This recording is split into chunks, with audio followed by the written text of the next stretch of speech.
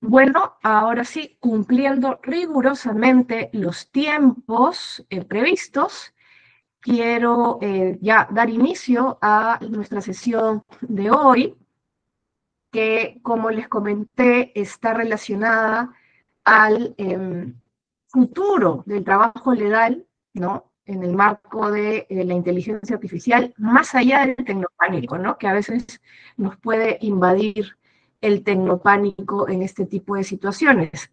Y tenemos como invitado a un colega y amigo de la casa, amigo mío personal también, llamado Óscar Montezuma. Es abogado por la Pontificia Universidad Católica del Perú, con maestría en Derecho por George Washington University. Cuenta con más de 20 años de experiencia en el sector de telecomunicaciones, tecnologías de la información. También es docente en temas de Derecho y Tecnología. Hemos tenido el gusto de compartir cátedra en algún curso. Y además es fundador de Newbox, CEO and founder, como se dice ahora, de Newbox, firma legal y regulatoria especializada en negocios digitales con presencia en Perú, Ecuador y Colombia. Y hemos tenido a personas vinculadas a Newbox también dando charlas, y he tenido yo el gusto de poder ver también, además, cómo surge esta iniciativa de Newbox y cómo ha ido creciendo en el tiempo, y es algo que siempre yo valoro de Óscar. Como emprendedor en temas legales es un crack. Entonces, habiendo hecho la presentación, Óscar, te agradezco por haber aceptado la invitación y te cedo la palabra para que empieces con esta charla. Como te comenté, es una charla que puede durar entre 50 minutos a una hora. Luego tendremos el espacio para las preguntas, o si tú gustas, en cualquier momento puedes abrir la posibilidad de interacción o preguntas. Tienes total libertad para ello. Te cedo la palabra, Oscar. Gracias. Súper, Fátima. Mil gracias por la invitación y por esa presentación.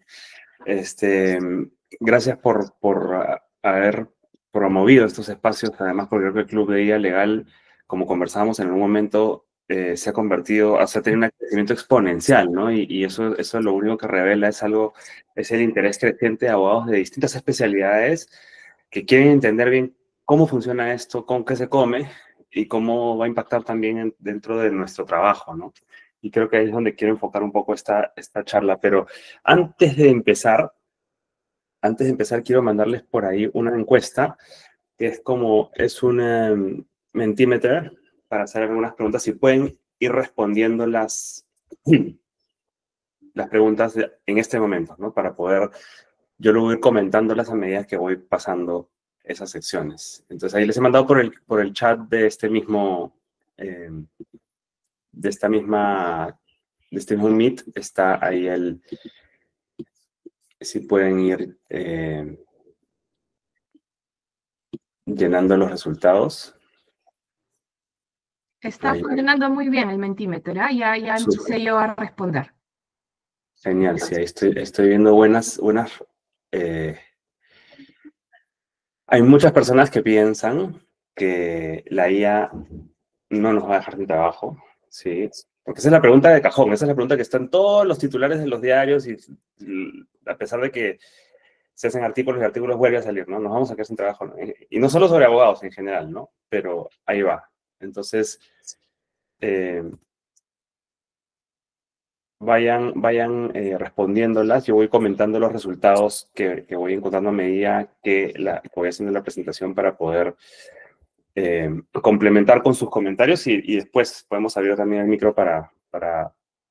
¿No abre, dicen? ¿No abre la encuesta? ¿Solo una pregunta o son dos?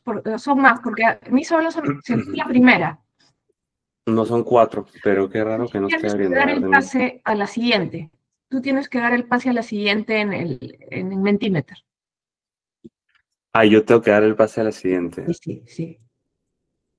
Uy, eso sí me agarró acá. En presentación, lo puedes hacer como presentación y te permite pasarlo como si fuera un slide de, una diapositiva. Ahora sí, ya apareció, creo, la siguiente.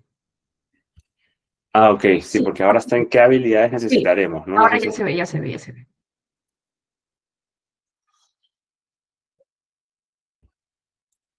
Claro, porque acá estoy viendo las respuestas de la primera y ahora en qué habilidades necesitaremos. Todavía no veo las respuestas, pero ya la tienen abierta, ¿no? Sí, ahí está, ya estoy. Conocer tecnología. Genial.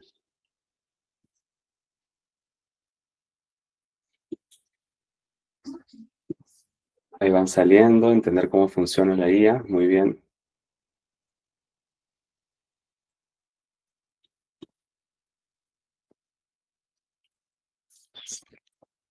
Dominio de las tecnologías. Ok, sí.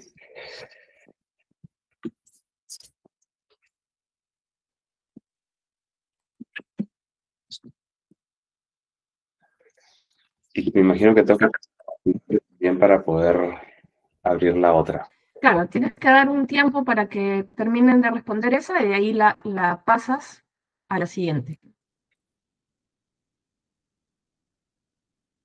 Súper, acá tenemos buena cantidad de respuestas para la segunda y vamos a la tercera, que es la IA reestructurará las firmas de abogados y los departamentos legales. Esa es la otra tercera pregunta que ya también ahí la abrí para poder tenerla. Y acá también hay contundencia en las respuestas, ¿ah?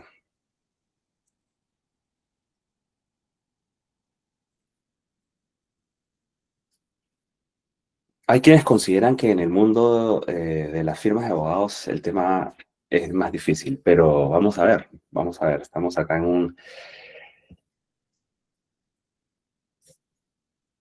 Dependerá, acá hay una respuesta interesante que dependerá del giro, del giro principal de la firma. Ok. Y vamos a la última, que es una pregunta polémica, picante, perfecta para un domingo en la mañana. ¿Morirá la tarifa horaria en un mundo legal impulsado por la IA? Yo ya respondí, Ya murió, ya dice. murió, esa es mía, esa es mía. Ya murió hace rato. Y antes de La la IA, minería de y antes de servicio. la IA ya tenía las horas contadas. Tenía las horas contadas. Y también acá hay todo un bloque de resistencia grande, ¿ah?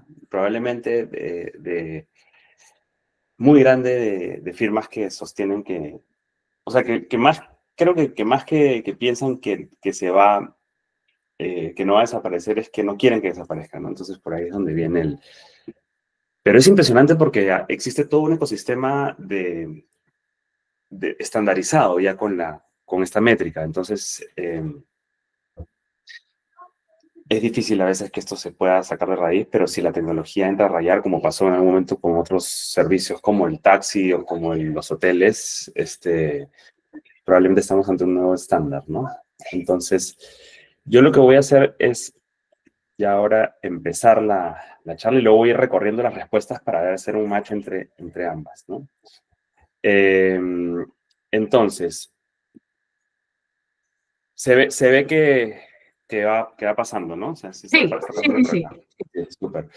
Entonces, quería arrancar primero diciendo que cuando estamos frente a tecnología, es un acto de equilibrio. Yo siempre digo, regular tecnología, enfrentarse a tecnología, es un acto de equilibrio porque estamos entre, por un lado, la sorpresa y las reacciones que nos genera la tecnología. Somos seres humanos que reaccionamos con emociones ante esto, ¿no? Y entre esas emociones tenemos las dos caminos, ¿no? Que se nos presentan, ¿no? Uno es quedarnos en lo que yo llamo la reacción Black Mirror, ¿no? Que es la reacción de cuando uno ve Black Mirror, ¿no? O sea, uno termina de ver Black Mirror y ¿qué cosas sienten?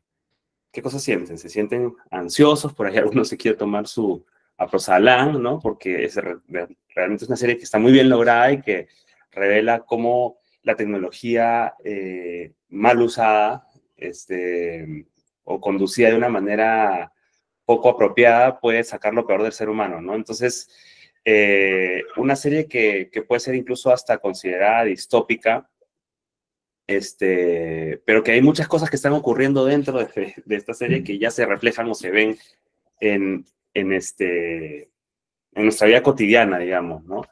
como este tema, probablemente una de las razones, de las primeras cosas que vienen a mi cabeza cuando leí el reglamento de la ley de inteligencia artificial en Perú, es el tema de social scoring, ¿no? Hay un capítulo enteramente dedicado a social scoring o a puntuación social que está en una de las primeras temporadas de Black Mirror, que es tal cual una conducta que está considerada ahora prohibida en el reglamento de inteligencia artificial de peruano y en el de la Unión Europea, ¿no? Entonces, pero esta es una primera reacción, es la primera reacción que nos invita a estar en pánico probablemente y esta conducta de tecnopánico, que es la que yo le llamo, ¿no?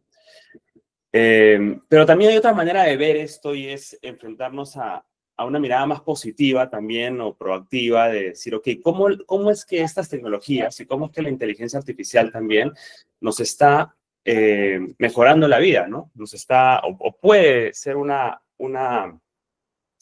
herramienta para mejorar la vida, ¿no? O sea, como esta frase que ahora se usa mucho en varios foros que es AI for good, ¿no? O sea, inteligencia artificial bien. Entonces vemos que puede influir muy positivamente también en la educación, ¿no? O sea, imagínense cómo podemos potenciar la educación de nuestros hijos con recursos basados en inteligencia artificial, ¿no?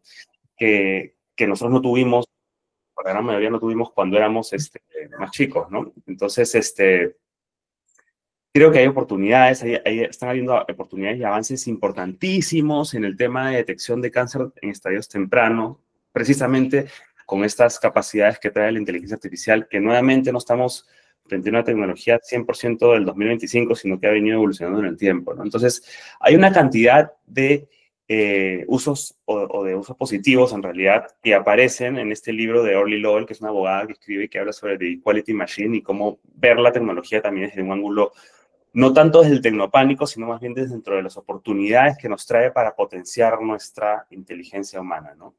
Y acá traigo ejemplos de cómo en el tiempo el tecnopánico nos ha venido, se ha venido apoderando de alguna manera de algunas de nuestras reacciones iniciales frente a la tecnología. Este ejemplo me gusta ponerlo siempre porque es la llegada de los vehículos a motor en Londres. Cuando llegaron estos vehículos a motor a Londres, atrás podemos ver los dueños de carrozas y caballos, ¿no? Probablemente fueron los primeros que se espantaron ante la llegada de estas nuevas máquinas a motor, ¿no? Porque lo que planteaban era que ya o sea, el susto o el miedo que sintieron los dueños de carrozas y caballos fue, ok, ahora nos quedamos sin trabajo, ¿no? Que nos arruina el negocio, ¿no? Entonces fueron a pedir ayuda al Congreso y generó las primeras normas de control de velocidad que reflejan lo que aparece en esta pantalla, ¿no? Que estos vehículos a motor debían ir de 2 a 3 kilómetros por hora, precedidos de un señor con una bandera roja que avanzaba y abría camino, ¿no? Entonces, el miedo se convirtió en legislación, ¿no? Y generó probablemente que esa tecnología no pueda necesariamente desarrollarse o desarrollar toda su potencialidad en el momento y se vea de alguna manera restringida por este miedo a lo desconocido, ¿no? Tenemos también otros casos, como el caso de la electricidad, que fue una tecnología muy disruptiva que llevó a nuestras vidas, quizás no seamos tan conscientes, pero si apagamos la luz no hay inteligencia artificial, ¿no? Entonces la luz, la electricidad, la energía eléctrica se convirtió en una tecnología muy disruptiva en 1890. Surge, hasta antes de eso eran puras velas y candelas y así nos alumbrábamos. Pero empezaron a ocurrir una serie de cosas bien interesantes y preocupantes, ¿no? Tecnopánico nuevamente y bien fundado, ¿no? Porque uno podía morirse prendiendo la luz de su cuarto. O sea, el interruptor de la luz del cuarto, al presionarlo, uno podía morir electrocutado, ¿no? ¿Y esto era por qué? Porque los primeros cableados y tendidos de red de la época eran muy precarios, muy incipientes, ¿no? Entonces, esto lo que generó fue que incluso este cómic, que parece que es un cómic real de la época, que reflejaba que la gente se moría en la calle electrocutada porque te caía un cable y morías en la pista, ¿no? En la vía pública. Entonces, ¿qué generó esto? Que de la industria se empiezan a generar ciertos estándares.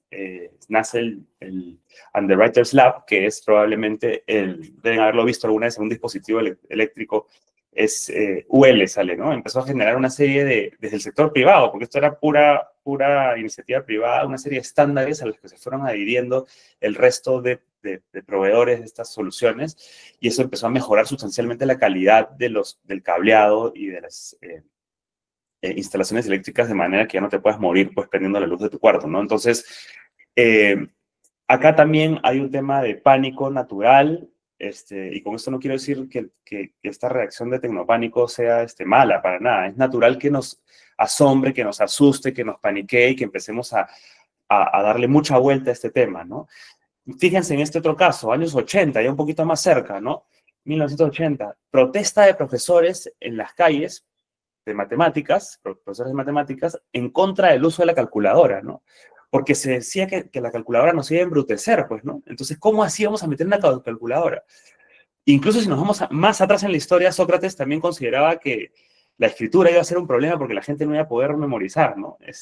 Pero así, cada nueva tecnología que apareció en la vida del ser humano trae estas reacciones que son de alguna manera naturales, ¿no?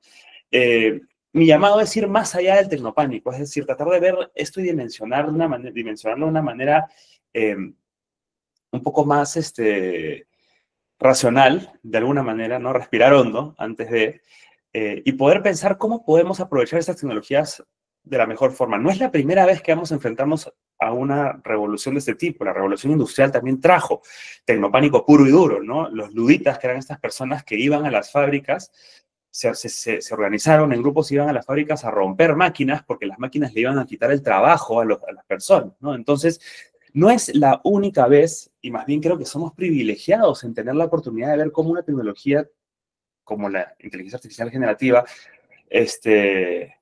o la inteligencia general, artificial, mejor dicho, en todas sus manifestaciones, está cambiando la forma como hacemos las cosas, ¿no?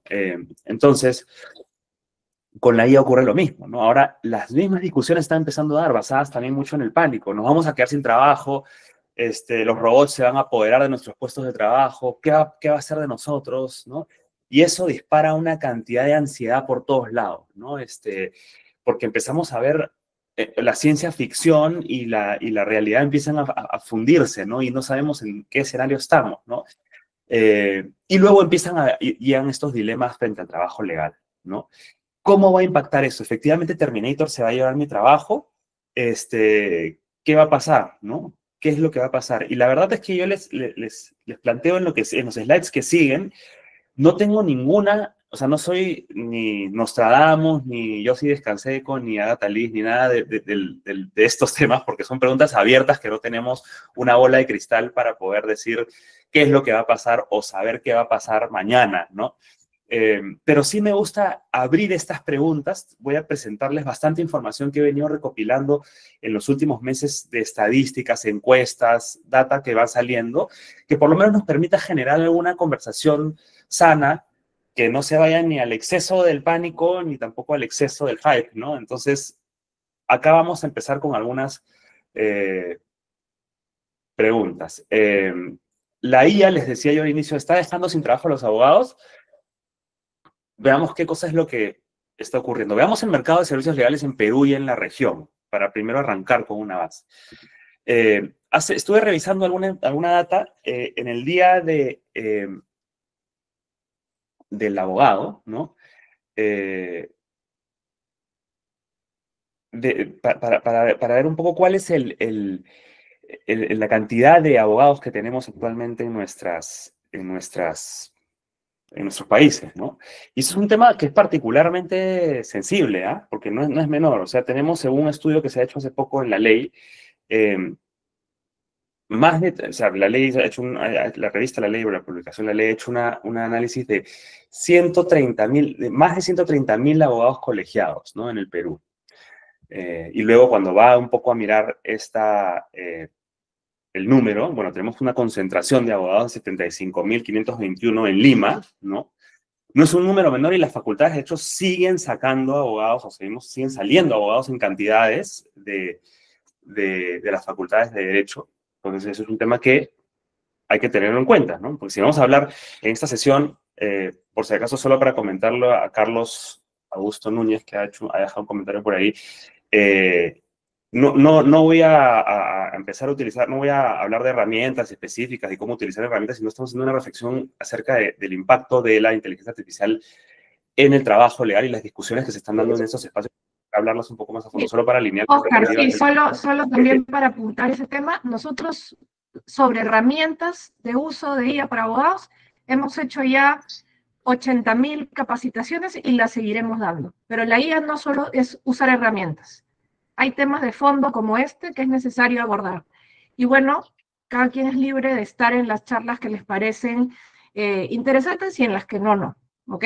Gracias más bien nuevamente por tu tiempo, Oscar. Continuamos. Perfecto. Entonces, bueno, acá tenemos que el Perú, según ese estudio de la ley, 130.000 abogados colegiados, ¿no? Pero como este club no es solamente peruano, sino también es latinoamericano, entonces hice un poco más de ampliación de esto, ¿no?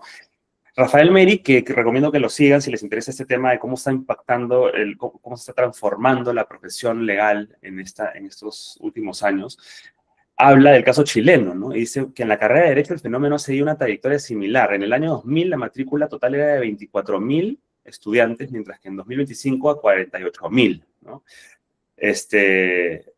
Un aumento importante, sin duda, ¿no? Este crecimiento, dice él, ha estado acompañado de una explosión en el número de abogados titulados, ¿no? De 999 profesionales que juraron ante la Corte Suprema en 2000, la cifra pasó a 4.508 en 2024, cuadruplicándose en un poco más de 2 décadas. O sea, seguimos siendo, en Chile también se repite esta idea, y hoy en Chile, según Rafael Meri, existen 75.000 abogados y abogadas, ¿no?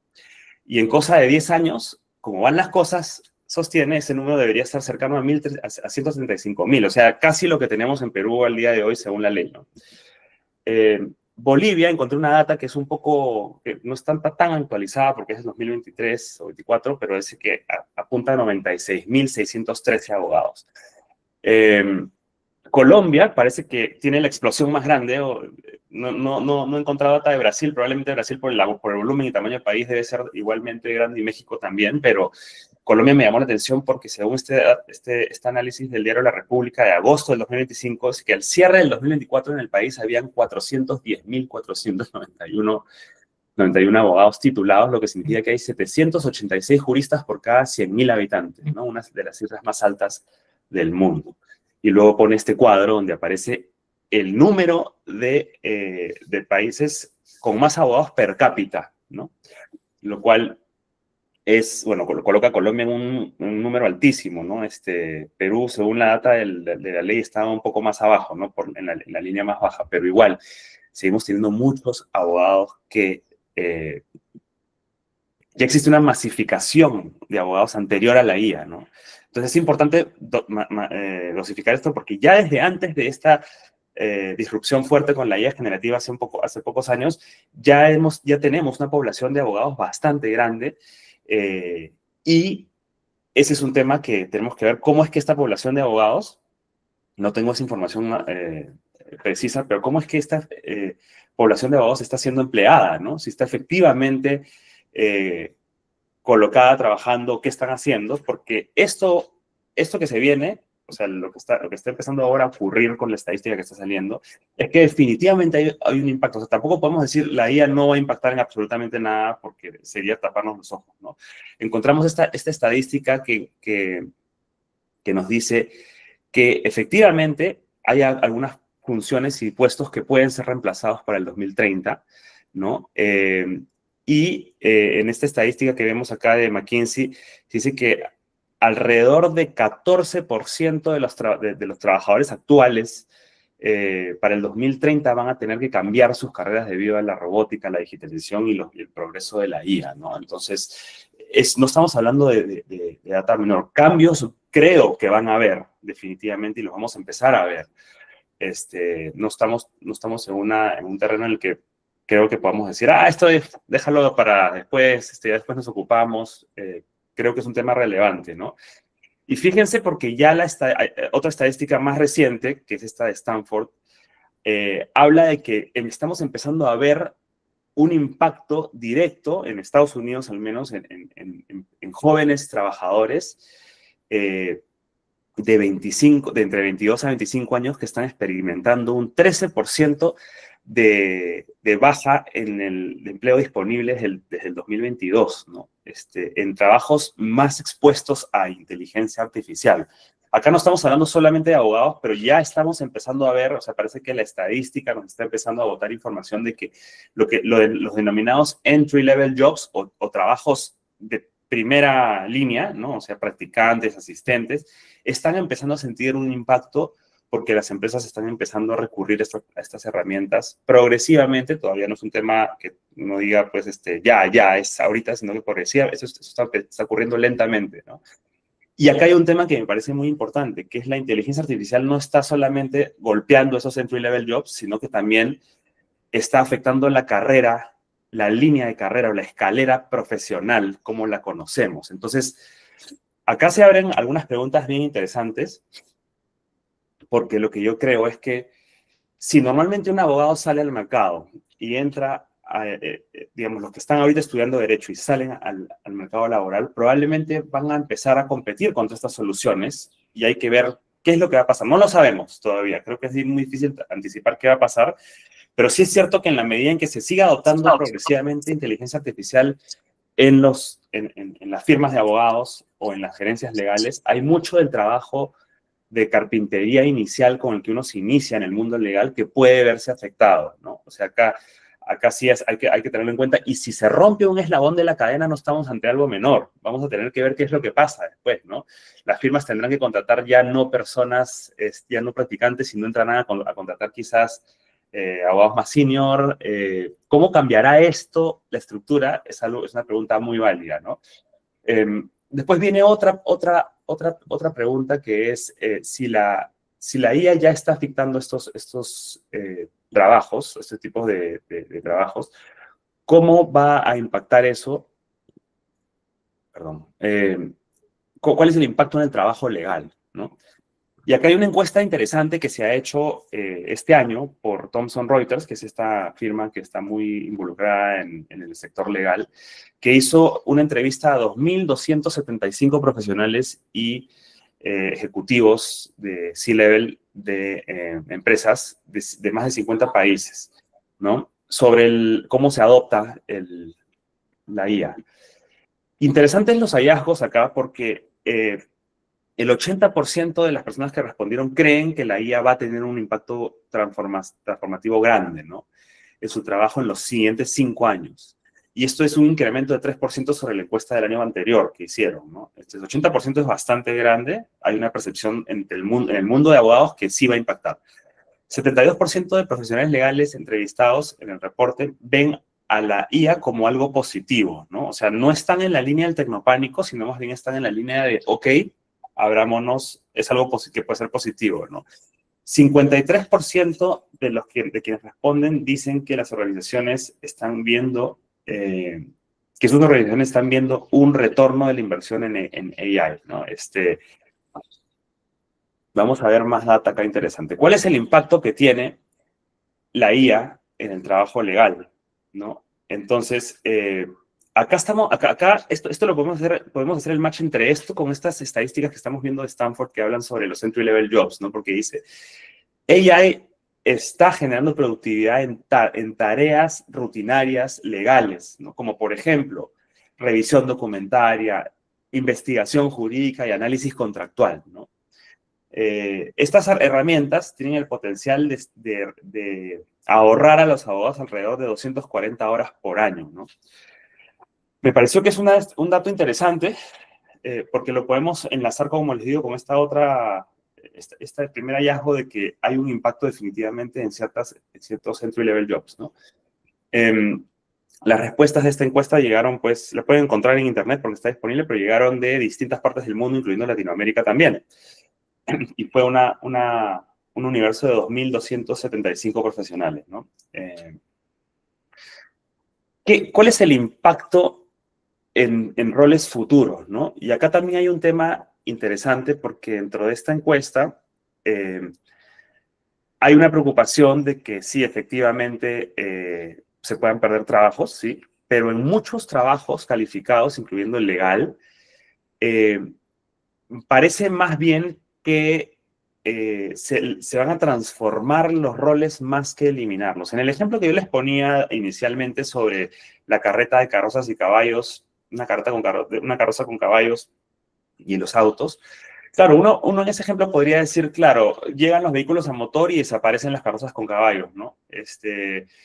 Puede ser, sí. De hecho, ha pasado. Ya nos movilizamos, no, al día de hoy nos movilizamos ya no con caballos, ¿no? Pero surge una nueva industria y surgen nuevos puestos, porque estas nuevas máquinas, los vehículos a motor, necesitan técnicos que los arreglen, técnicos que diseñen nuevos vehículos. Entonces, sí es natural también pensar que no necesariamente se van a eliminar por completo los trabajos, sino que se pueden transformar hacia nuevos roles, ¿no? Y también entre los encuestados se empieza a notar una necesidad de nuevas capacidades, ¿no? En la medida que tengas más cosas digitalizadas, necesitas igual potenciar tus capacidades humanas, ¿no?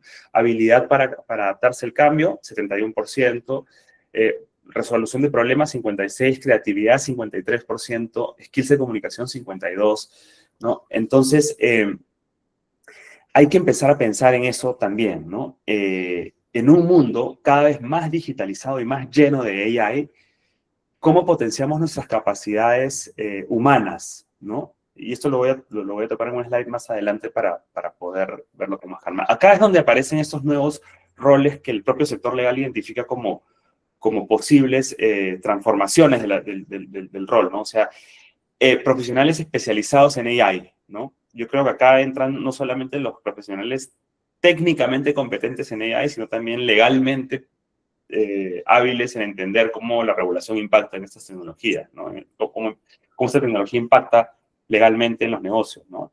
IT and Cybersecurity Specialists, o sea, especialistas en TI y ciberseguridad, implementadores de inteligencia artificial y personas especializadas en entrenar en el uso de inteligencia artificial, ¿no? O sea, de herramientas. Entonces, creo que va a ser muy interesante. Yo también coincido con que se pueden abrir nuevos espacios de profesionales del derecho que no necesariamente quieran seguir ejerciendo como abogados, sino que se metan a hacer esto. O sea, que se conviertan en CAIOs. También CAIOs es este nuevo término que se usa ahora para los Chief AI Officers, ¿no? Hay muchas certificaciones ahora que se están empezando a dar alrededor de esto. Entonces, sí hay oportunidades nuevas que se abren también producto de todo este boom en el sector legal, ¿no? En el caso de la IA agentiva o Agentic AI, no sé si es que existe el término en español de agentic, pero he visto agentiva, agencial. Agéntica.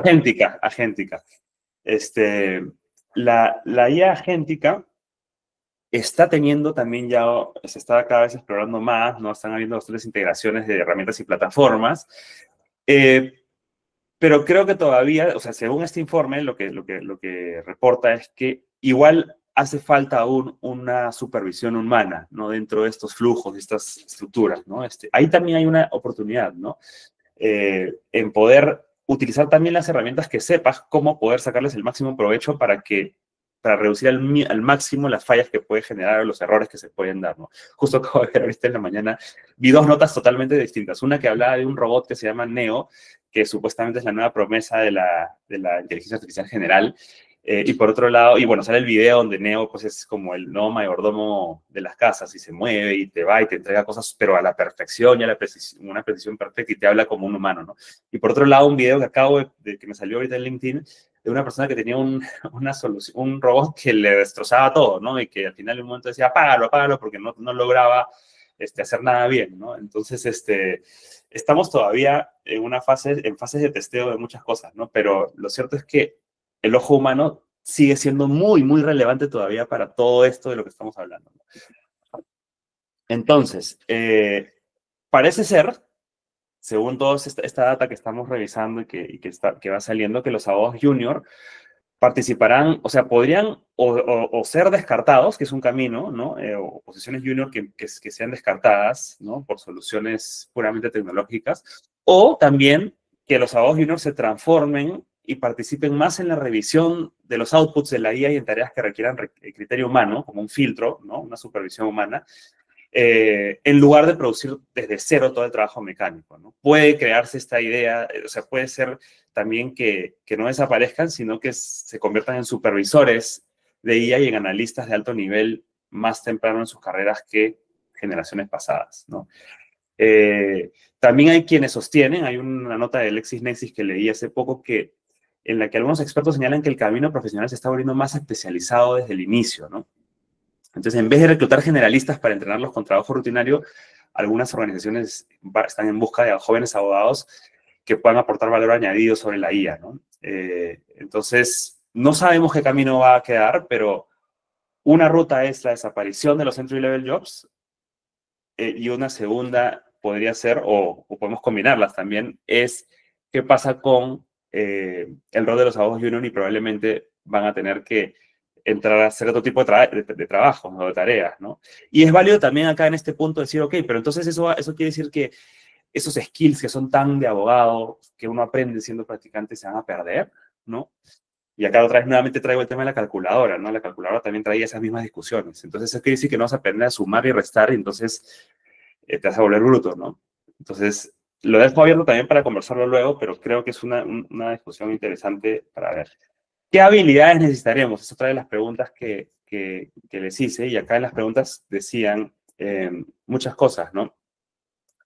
Conocer tecnología, programación, pensamiento crítico, herramientas de IA, creatividad, versatilidad, aprendizaje, concentración, entender cómo funciona la IA, ¿qué más? Prompts. Acá también dos personas dijeron ingeniería de prompts y contenido y contexto, entender los usos de las ideas comerciales, pensamiento crítico. Entonces, las respuestas que han dado se debaten entre lo técnico y la parte más humana, ¿no? O sea, conocer efectivamente la tecnología, estoy de acuerdo, y también este otro que se mencionaba de habilidades humanas, ¿no? Y efectivamente, según estas encuestas y estudios que he estado revisando, hay nuevas habilidades tecnológicas que va a ser necesario tener, ¿no?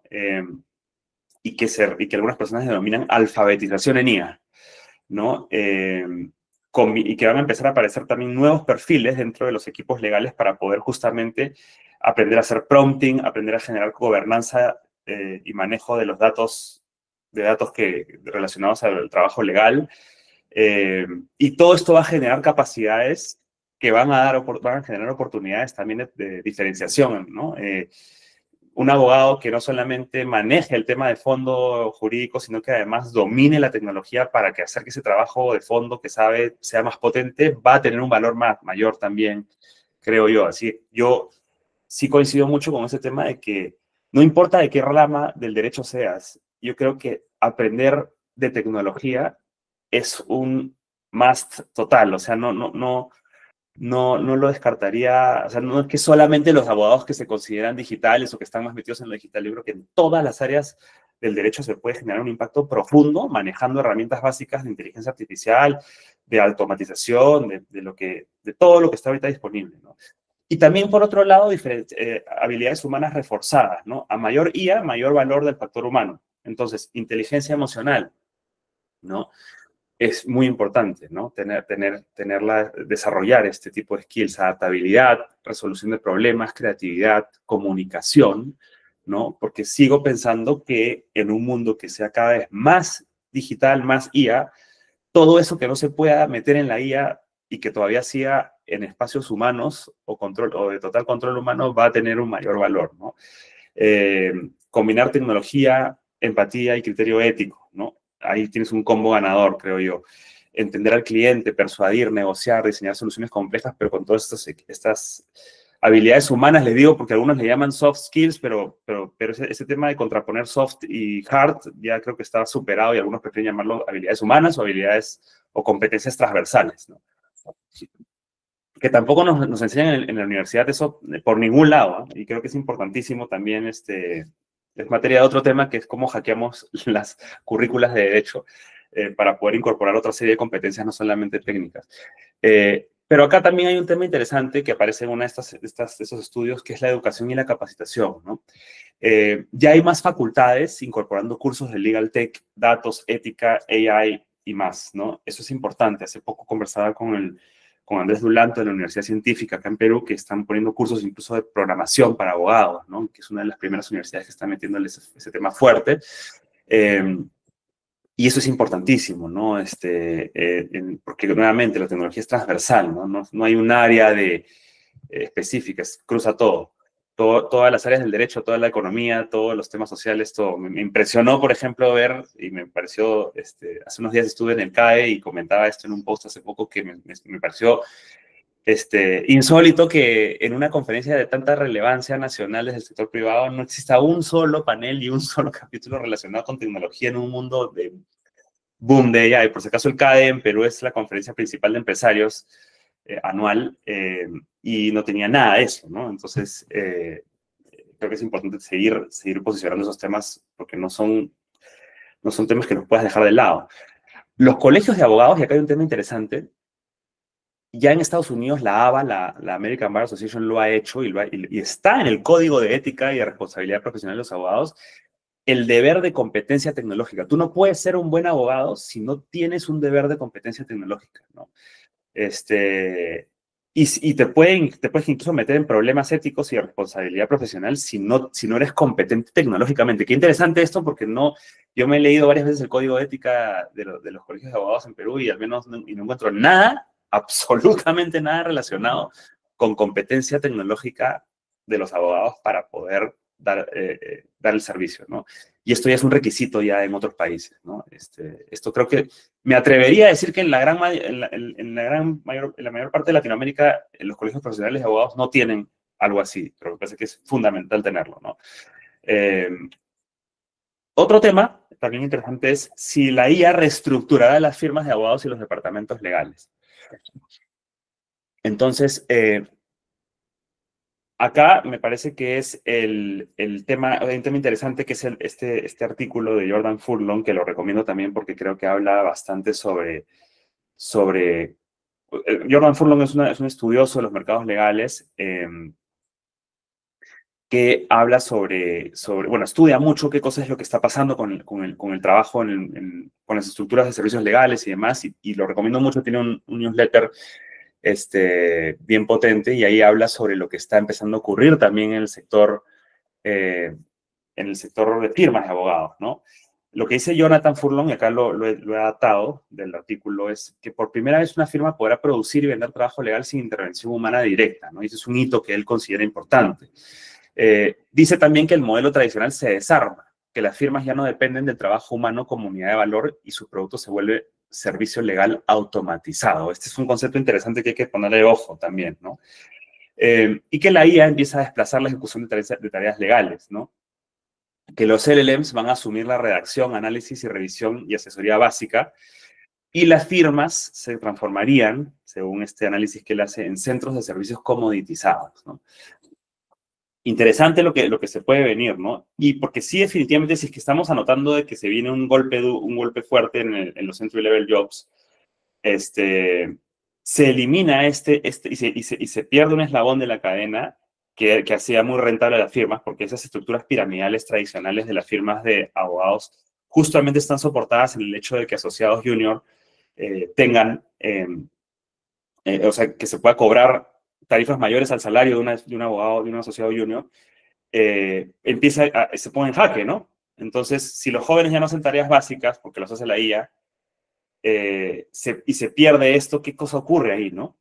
Entonces, con menos horas facturables, ya no tiene sentido medir el valor del tiempo, lo que obliga a repensar cómo se evalúa el desempeño y el éxito en el mundo de las firmas de abogados. Porque, claro, si la IA genera eficiencias sustanciales, entonces probablemente mis tarifas tendrían que cambiar. Bueno, esa es una pregunta abierta importante, ¿no? Entonces, él también dice que las firmas se redefinen, que hay una redefinición de las firmas. Podrían surgir plataformas legales automatizadas con marcas, seguros y cobertura directa al cliente sin abogados de planta, o sea, totalmente directa. O sea, terminaría con los intermediarios legales por completo, según esta posibilidad, que no es nueva, porque ya se anticipó en otras décadas lo mismo, pero es un posible escenario. También hay una revalorización del rol del abogado por el lado más humano, ¿no?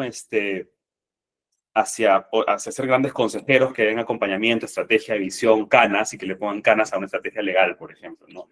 Más allá de la parte operativa que te da una guía, que como sabemos también puede tener errores de por medio, ¿no? Entonces, él ve estos cambios como una gran oportunidad.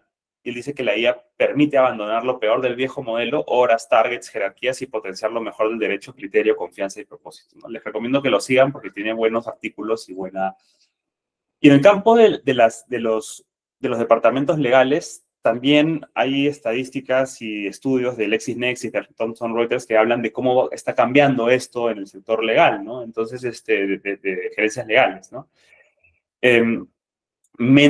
Se advierte menos porcentaje de trabajo tercerizado, o sea, enviado a abogados externos, menos tiempo, porcentaje de tiempo en consultas internas, porque vas a tener tecnología que te puede aliviar esa tarea, y más del 50% de eficiencia en trabajos paralegales o asistentes, ¿no?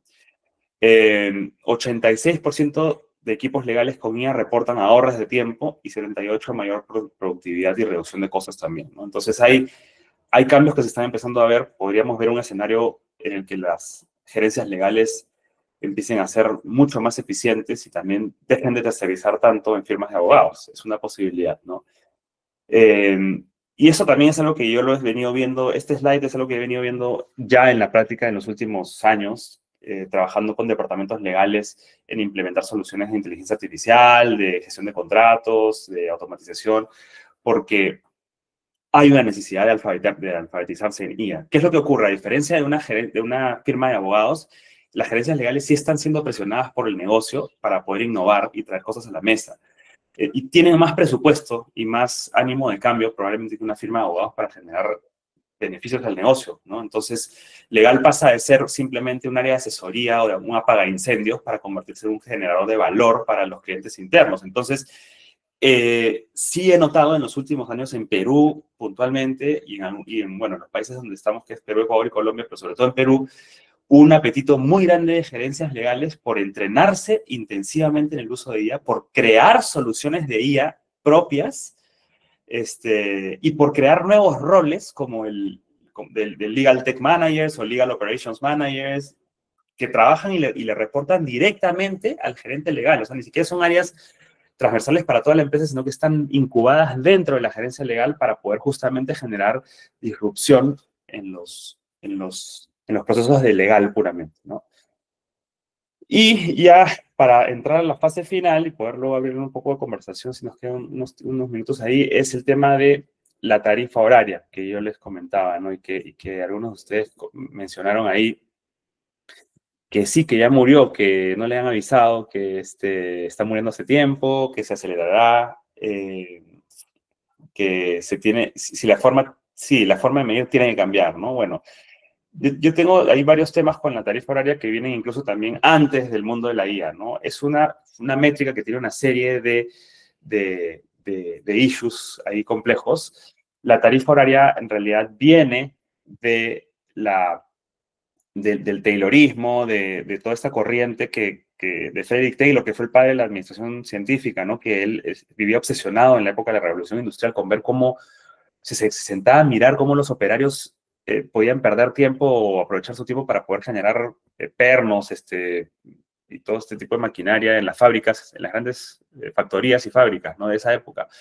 Luego, la historia corta es que un abogado seguidor de estas corrientes, termina trayendo esta métrica, es un abogado de Harvard que trae esta métrica al mundo legal y ahí se queda establecida hasta el día de hoy, o sea, no se ha movilizado, ¿no? Y es la forma en como los abogados solemos vender trabajo, ¿no? O sea, vendemos tiempo. Pero la gran discusión que se viene ahora es, ok, con la IA desaparecerá la venta de tiempo de los servicios legales, ¿no? Ser más eficientes con IA implica necesariamente reducir las tarifas, o sea, el hecho de que si yo estoy más eficiente, debería cobrarte necesariamente menos. Algunas firmas, por ejemplo, han reaccionado aumentando las tarifas horarias de sus abogados más experimentados bajo el argumento de que con la IA ofrecen un producto de mayor calidad en menos tiempo. O sea, hay más calidad, te cobro porque hay más calidad, te lo doy en menos tiempo. Y te cobro más, en todo caso, por el tiempo que me dedico a eso, ¿no? Quizás también existe una posibilidad o una oportunidad de negocio para ofrecer el servicio legal con uso correcto de IA y así mitigar la posible o aparente reducción de tarifas por eficiencia. Es decir, si tú quieres usar IA para tu servicio, para hacer asesoría legal, úsalo a tu riesgo, ¿no? Pero si vas a venir a mí, yo no solamente te voy a ofrecer mi criterio legal, sino que además te voy a ofrecer el conocimiento que yo tengo de estas herramientas para sacarte el mejor resultado posible a lo que tú estás buscando, ¿no? Entonces, hay quienes también sugieren en este artículo que yo les ponía acá,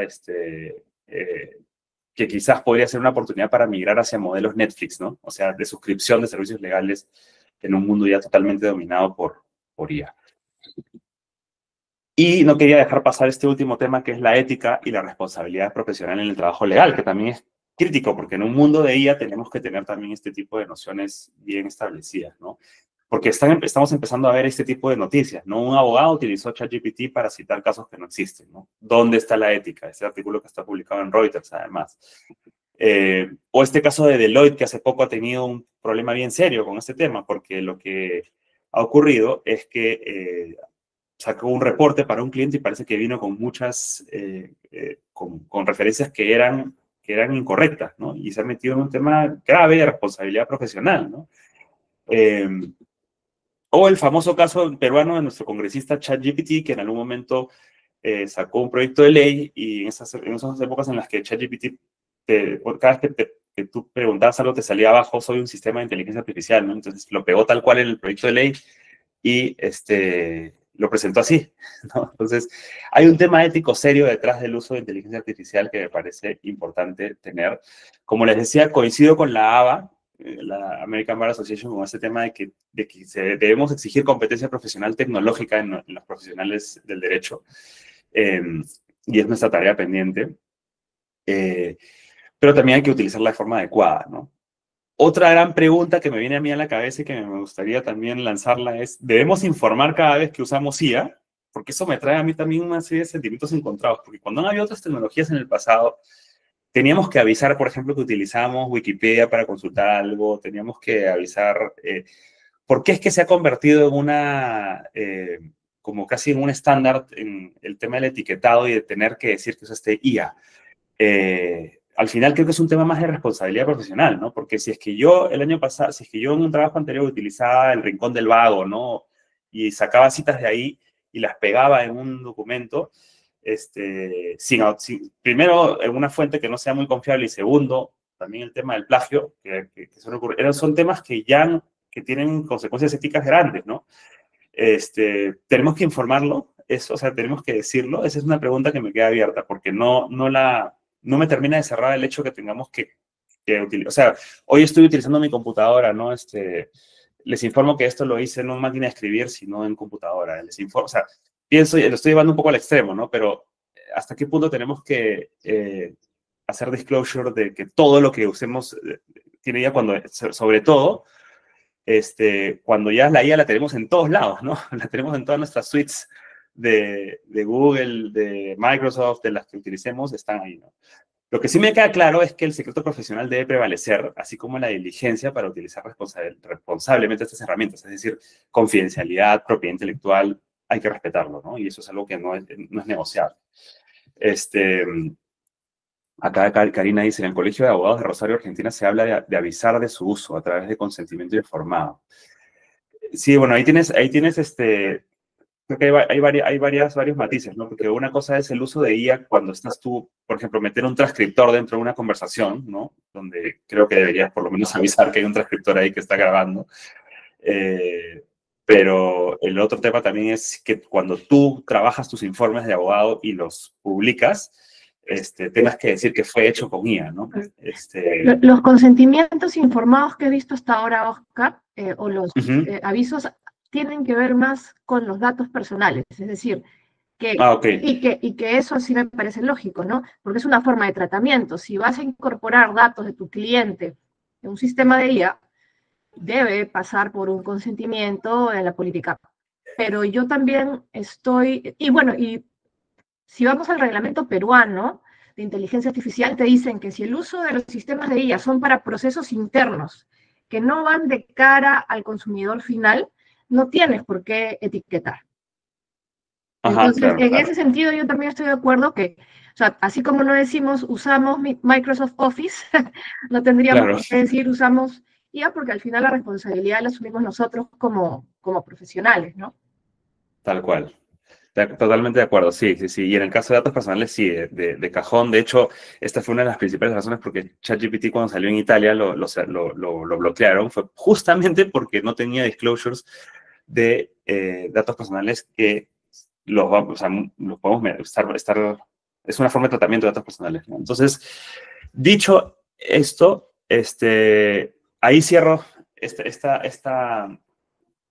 presentación, y no sé si es que hay espacio para poder conversar algunos temas, claro, pero... Claro que sí. Te voy leyendo unas preguntas que han dejado. Diego Angulo nos dice, ¿ahora los abogados tendrán que especializarse en ciencia de datos? Si los abogados deberán especializarse en ciencia de datos, sí, o sea, yo creo que tendrán que, yo creo que es una de las líneas de especialización que puede seguir sin problema, ¿no?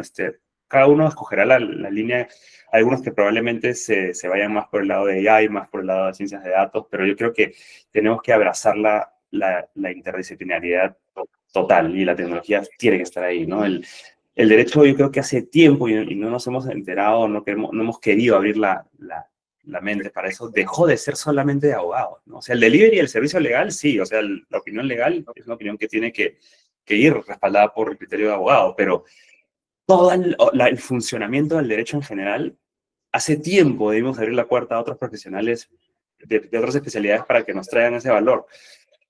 Ahora tenemos la oportunidad también de poder entrenarnos en eso. Sí, yo sí apoyo mucho el tema de meterse a estudiar cursos de ciencias de datos, de programación, de AI governance. Es más, yo iría más allá, mira, ya, o sea, por default, hoy tenemos que tener skills tecnológicas, ¿no? Pero yo creo que al haberse convertido con inteligencia artificial el conocimiento de las normas en un commodity, es decir, ya no es algo que está solo al alcance de los abogados, ¿no? Al haberse convertido en un commodity, el abogado ya no solo puede ser abogado, el abogado tiene que entrenarse.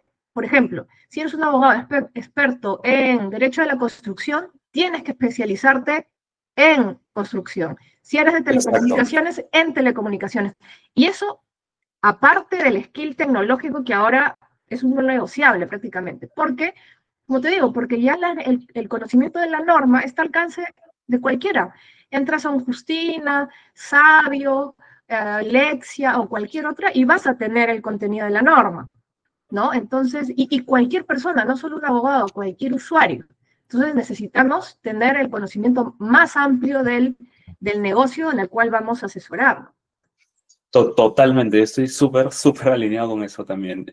Hay gente que todavía más conservadora que piensa que hacer una maestría, o sea, si eres un abogado especialista en inmobiliario y quieres hacer una maestría en construcción, oh, no, herejía, porque vas a dejar de ser abogado. No, o sea, al contrario, creo que vas a complementar mucho más la profundidad de los temas que vas a asesorar, ¿no? La vez pasada también me pasaba con un abogado que quería estudiar un MBA y muchos le decían que, entonces vas a dejar de ser abogado. No, quiero ser mejor abogado porque voy a conocer cómo funciona el negocio de mi cliente y voy a poder traerle soluciones mucho más a medida de lo que necesita, ¿no? Y creo que por ahí camina mucho también eso que dices, ¿no, Fátima? De poder ampliar. De acuerdo.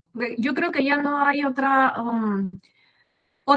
opción, ¿no? Al democratizarse tanto el insumo principal sobre el cual hemos venido trabajando tradicionalmente, que es el conocimiento de la norma. Ya está allí en el mercado, ¿no? Entonces, tienes que especializarte en otras materias, ¿no? Por ejemplo, yo ya he visto casos, yo enseño en unas maestrías de ciberseguridad y ya he visto abogados en las maestrías de ciberseguridad, con lo cual también es un indicativo, ¿no? Total.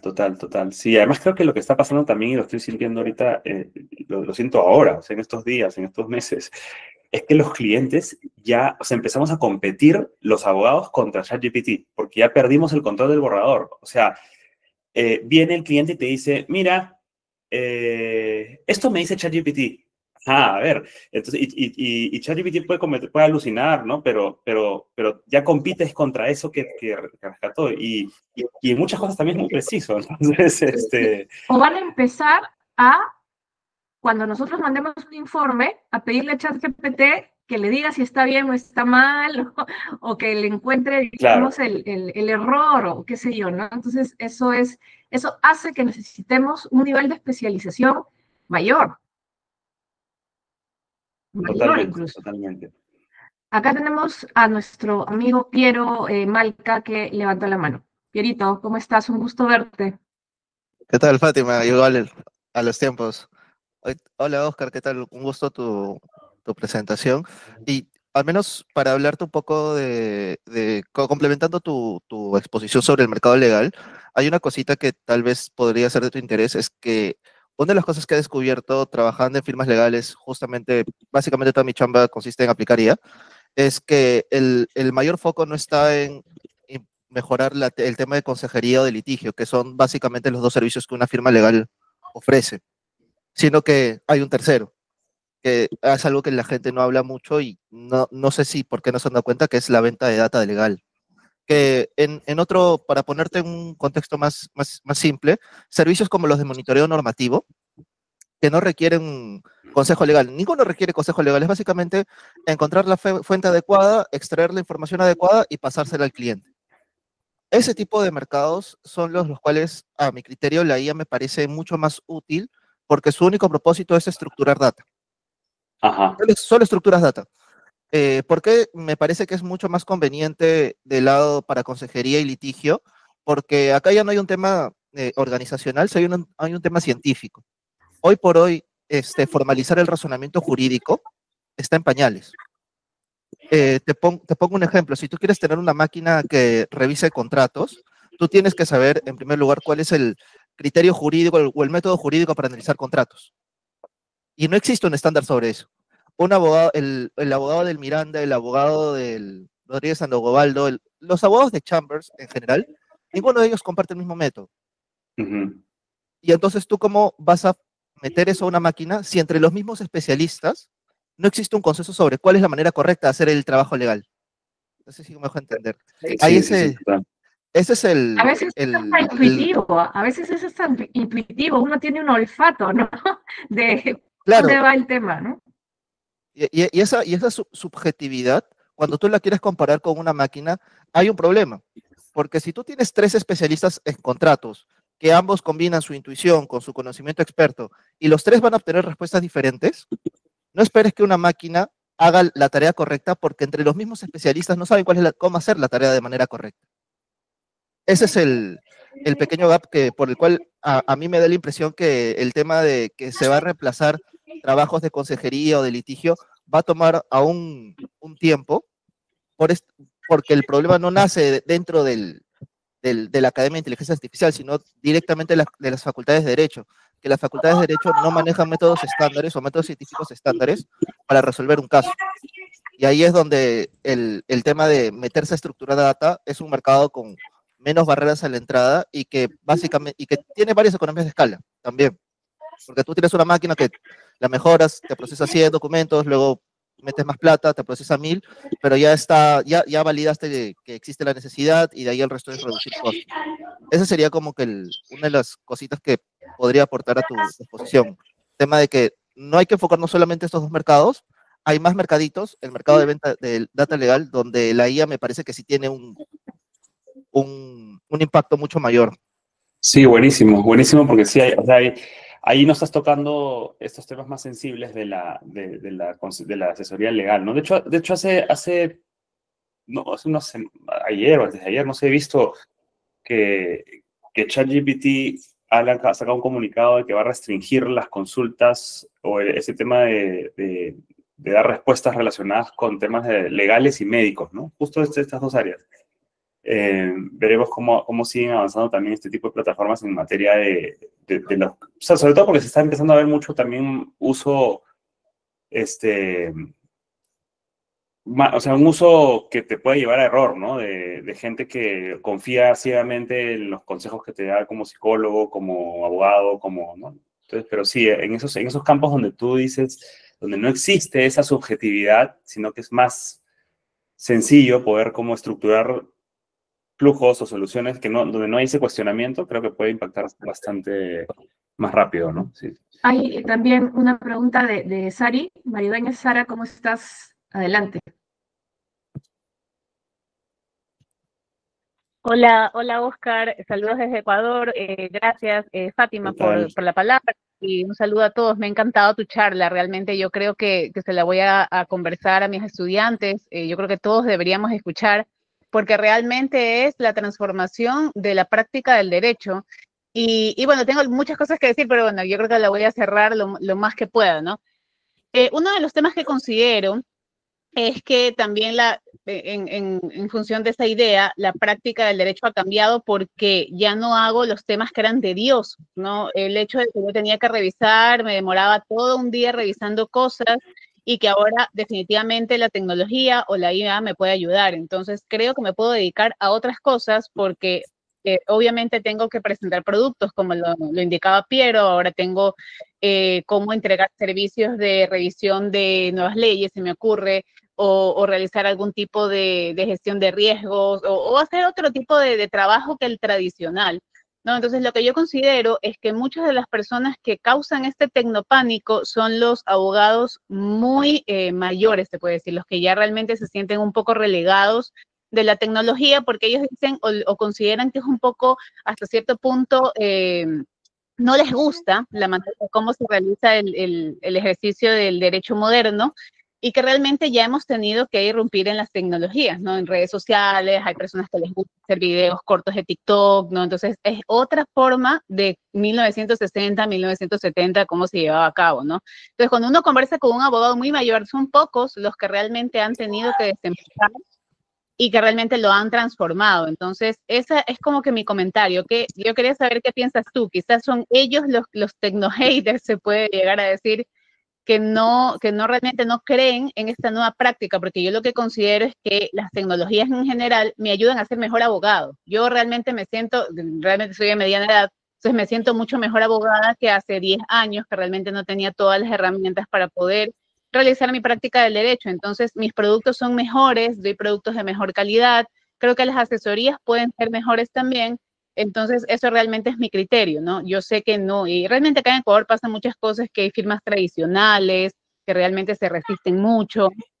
Eso pasa mucho más, porque ya es un tema de realidad aquí, pero te quería consultar eso, si tú consideras realmente los tecno-haters serían las personas que no quieren irrumpir o no quieren modificar el derecho. Sí, o sea, hay haters en todos lados y de todos los sabores y colores, ¿no? Yo creo que te los encuentras en todas las modalidades, pero hay un dato particular ahí en lo que dices. Sí, lo que uno tendería a pensar es que quizás las personas más de mayor edad son las más resistentes al cambio en el sector legal. Pero yo me he encontrado con un insight ahí interesante, y es que a veces no necesariamente son esas personas, sino son no los más jóvenes tampoco, sino los que están en el medio, los que están en la línea de carrera. ¿Por qué? Porque ellos dicen, aguanta, no me vas a cambiar las reglas de juego acá. Tú me dijiste que para llegar a ser socio tenía que pasar por todo esto. Entonces no me cambies nada, porque sería injusto que me cambies las reglas de juego a la mitad. Y entonces eso hace que estos futuros o socios jóvenes o recién ingresados a la sociedad o recién promovidos o a punto de sean los que más se resistan a cambiar el modelo de negocio de una firma de abogados soportado en tecnología o en disrupción o en innovación. Entonces, no siempre son los de mayor edad, ¿eh? Es más, a veces he tenido yo conversaciones con gente con socios de firmas y todo, que son, creo que uno podría pensar qué resistente al cambio podrá ser, pero al contrario, son muy abiertos a nuevas cosas y más bien tienen el contrapeso de sus socios más jóvenes, ¿no? Entonces, sí. Yo también tengo un poco esa perspectiva, porque por ejemplo, la semana pasada terminé de dar un curso para árbitros, que la media de edad, ustedes saben, sobre todo los árbitros, es, no sé, creo que eran entre 50 y 60 años, ¿no? Era la asistencia. Y no se imaginan el entusiasmo que tendrían y la fascinación de ver estas herramientas de inteligencia artificial. Obviamente siempre va a haber gente que es adversa al cambio, pero yo veo mucho entusiasmo de personas mayores. Y he visto también jóvenes que cuando les he dado estas capacitaciones me dicen, pero ¿qué? ¿Tengo que hacer todo eso? ¿Tengo que hacer todo un prompt? No, mejor, entonces ¿para qué uso IA, no? Si hay que hacer tanto trabajo previo, ¿no? Como que la IA te diera una recompensa muy fácil y no necesariamente es así, al menos al inicio, ¿no? Entonces, yo creo que hay gente que todavía no entra del todo en distintos rangos de edad, ¿no? Sí, totalmente. Totalmente. Aquí Erika nos dice, creo que también con los abogados jóvenes tengo colegas que sus últimos deberes y tesis de las carreras las hicieron con exceso de soporte de IA y ya no se ven competitivos en el mundo laboral porque todo se puede con IA. O sea, sí entiendo que pueda haber un desencanto en jóvenes o estudiantes de derecho, ¿no? Sí entiendo, pero no solo pasa en el derecho, ¿no? En el diseño gráfico, imagínense, imagínense, el diseño gráfico en otras áreas, el desencanto debe ser aún mayor, ¿no? Total.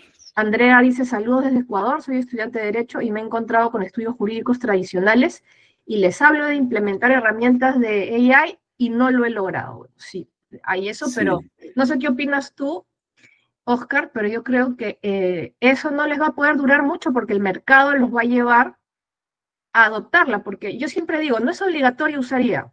Tú puedes hacer productos de extrema calidad sin IA, pero cuando tus competidores los hagan más rápido y con un nivel de calidad más o menos igual, ¿qué te va a quedar? Claro, claro. O sea, yo creo que a diferencia de otras tecnologías, o sea, el punto de quiebre que yo encuentro con el tema de inteligencia artificial generativa es que no es una tecnología que la gente tenga por ejemplo, hago el comparativo con blockchain. Blockchain ha tenido un montón, sigue teniendo varias iteraciones y demás, pero le ha costado mucho más llegar a esa masificación.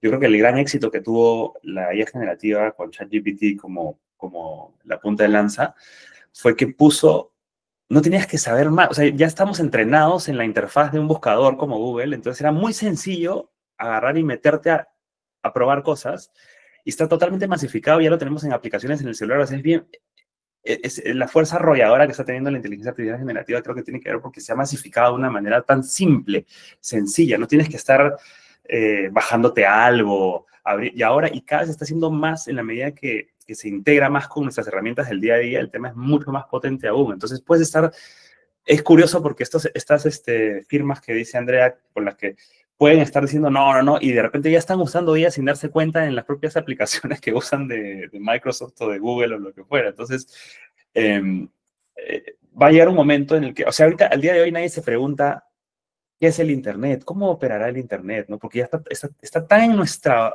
día a día que no te cuestionas sobre qué es, sino que ya lo usas directamente. Yo creo que está pasando algo así con la IA y eso se va a trasladar al mercado también de servicios legales y ya no va a haber, o sea, creo que sí no hay vuelta atrás. Además, impacta directamente en negocios que utilizan mucho el conocimiento, la información, ¿no? Y ahí eso directamente cae en nuestra profesión, ¿no? Como dice Fátima, ahora la búsqueda de información ya se súper democratizó, ¿no? O sea, total.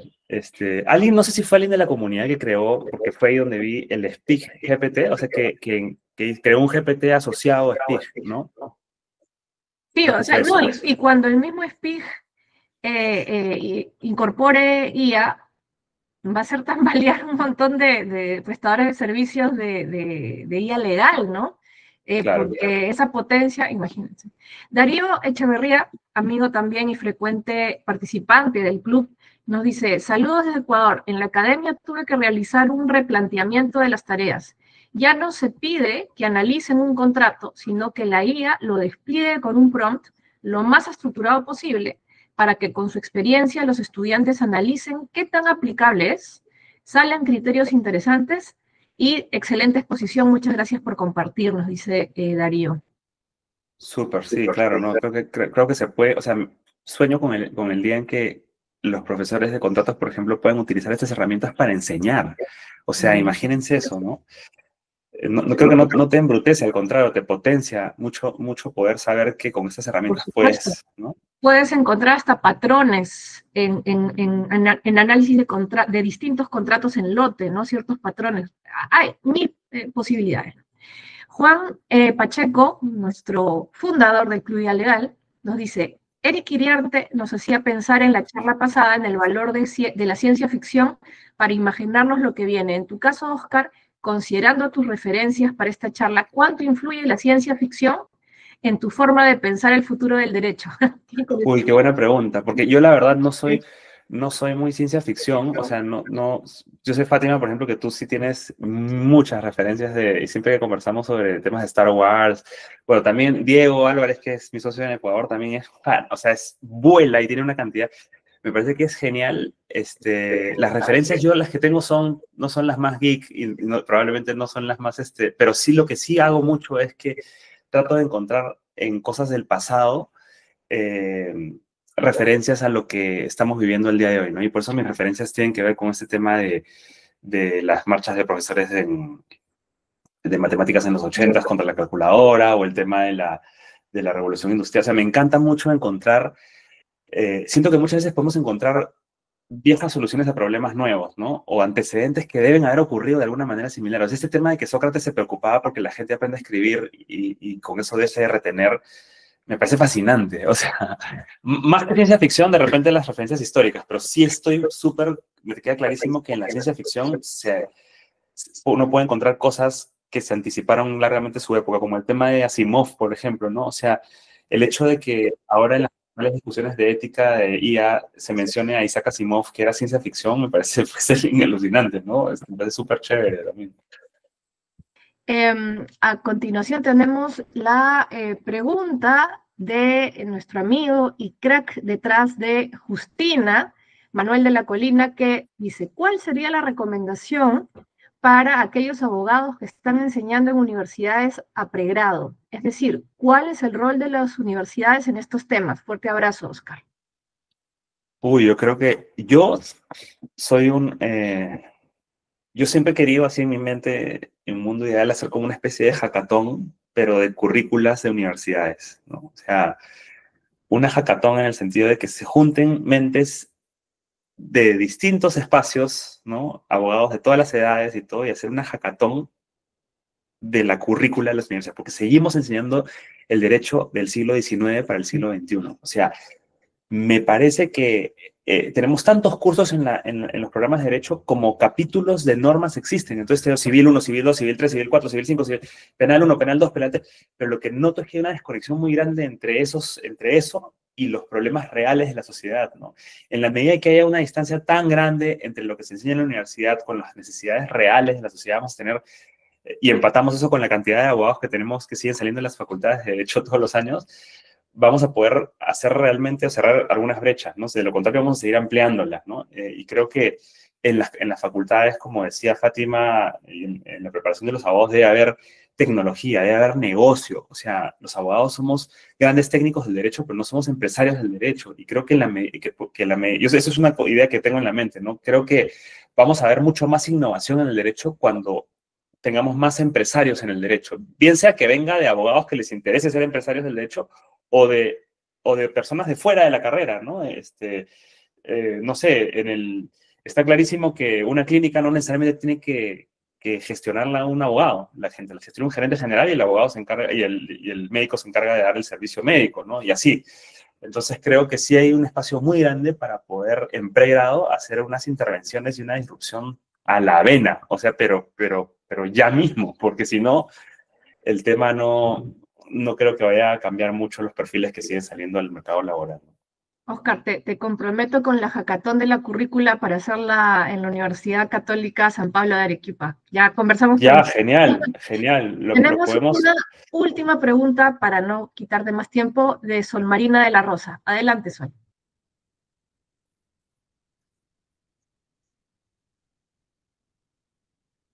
Sol, estás con el micro apagado.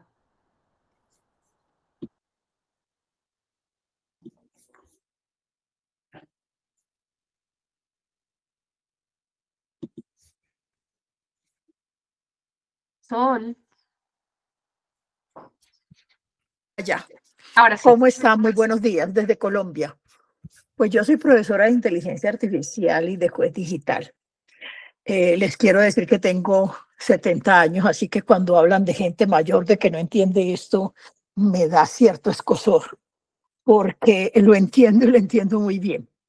Y dicto mis clases siempre con computadores o iPhone, pues, o teléfonos avanzados abiertos, porque me fascina que los estudiantes, al mismo tiempo que yo oriento la clase, porque el profesor nunca es el que sabe más, el profesor simplemente investiga más y establece líneas de criterio y pensamiento para desarrollar. Siempre dicto la clase con apertura a los estudiantes, tanto de inteligencia artificial como de otros regímenes virtuales. Luego, entonces, yo creo que debemos ir como mucho más allá de lo que estamos hablando. Es decir, las clases tienen que dictarse con que los estudiantes utilicen la inteligencia artificial. Es de la única manera que creamos condiciones críticas en el estudiante de derecho.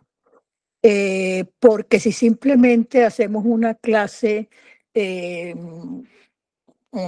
donde el profesor habla y los otros escuchan, pues evidentemente no ayuda al conocimiento integral ni al conocimiento crítico de los temas que que se tienen que hablar en el derecho digital, en el derecho de tecnología, en el derecho de estos nuevos entornos virtuales. Eso era lo que quería decir, como te digo, por dos cosas. Primero, porque están hablando mucho de los mayores y no todos los mayores somos así. Y segundo, porque yo creo que hay que revolucionar la cátedra en estas materias de enseñanza del derecho. Gracias. Muchas gracias, Sol, y desde ya te comprometo, si es que así lo consideras, para poder hacer una charla que me parece muy relevante posteriormente sobre IA en la enseñanza, ¿no? Específicamente en la enseñanza del derecho. Nos gustaría mucho contar con tu participación, Sol, por la experiencia que nos comentas. Claro que yo ahora soy pues docente ocasional. Ya dicto en una u otra universidad, básicamente en 2 universidades colombianas, en el Externado y en la Sergio Arboleda, en innovación tecnológica. Ya no soy profesora pues de planta, pero con mucho gusto. Con mucho gusto, más que dictar una charla es compartir con mis colegas. Como lo digo, yo siempre pienso que uno simplemente habla de su experiencia, pero indudablemente la experiencia del expositor hoy, de los colegas de Perú, de los colegas de Ecuador, ha sido muy interesante. ¿Qué me pareció muy interesante? La revolución de las horas, de las horas. Esto fue muy nuevo y esto sí hay que seguirlo pensando, cómo es que los abogados ya cobran a partir del uso de la inteligencia artificial. Quería contarles una anécdota que me llamó la atención. Hace unos 3 meses vi un estudio en donde por un acuerdo de confidencialidad, un NDA, mostraron cómo diferentes bufetes cobraban por hora por el NDA o el acuerdo de confidencialidad. Y mostraban la diferencia entre algunos bufetes que decían que utilizaban herramientas tecnológicas y otras que no. Y los cobraban en horas y la diferencia en horas eran abismales. Entonces, todo eso de la práctica jurídica habitual en los entornos digitales y por parte de los bufetes me parece muy interesante. Debemos también hacer como un foro sobre ese tema. Me dejó enganchada la conferencia del expositor. Muchas gracias, Sol. Encantada de tenerte aquí presente. Bueno, eso creo que ya no hay más preguntas. Eso ha sido todo. Tampoco queremos comprometer más el tiempo de Óscar un domingo. Agradecerte, Óscar, nuevamente por estar con nosotros y compartir este tema tan interesante. Y bueno, tú eres parte del club, estás ahí en el chat, podemos seguir la interacción y el debate sobre este tema en nuestros chats del Club Vía Legal. Y gracias nuevamente, Óscar. No, gracias a ustedes y seguimos ahí en contacto. Listo. Cuídense mucho, nos vemos. Muchas gracias. Chao.